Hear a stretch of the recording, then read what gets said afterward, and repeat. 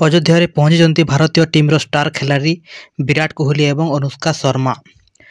ରାମଙ୍କ ପ୍ରାଣ ପ୍ରତିଷ୍ଠା ସମାରୋହରେ ଯୋଗଦେବା ପାଇଁ ବିରାଟ ଅନୁଷ୍କାଙ୍କ ସହିତ ପହଞ୍ଚି ସାରିଲେଣି। ଏହାର ଫଟୋ ସୋସିଆଲ ମିଡିଆରେ ଭାଇରାଲ ହେଉଛି। କେବଳ ବିରାଟ କୋହଲି ନୁହେଁ, ରୋହିତ ଶର୍ମା, ସଚିନ ତେନ୍ଦୁଲକର, ଅନିଲ କୁମ୍ବଲେ ସମେତ ଅନେକ ଖେଳାଳି ଅଯୋଧ୍ୟାରେ ସାମିଲ ରହିଛନ୍ତି। ରାମଲାଲାଙ୍କ ପ୍ରାଣ ପ୍ରତିଷ୍ଠା ପାଇଁ ଅଯୋଧ୍ୟା ନଗରୀ ବଧୂ ପରି ସଜେଇ ହୋଇଛି। ସମଗ୍ର ଦେଶବାସୀ ଏହା ଐତିହାସିକ ମୁହୂର୍ତ୍ତ, ତେଣୁ ଅଯୋଧ୍ୟା କଡ଼ା ସୁରକ୍ଷାରେ ରହିଛି।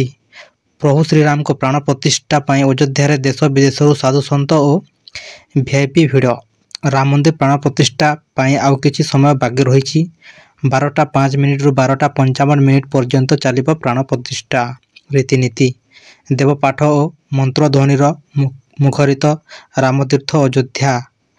ରାମଧ୍ୱନିରେ ଗୁଞ୍ଜରିତ ହେଉଛି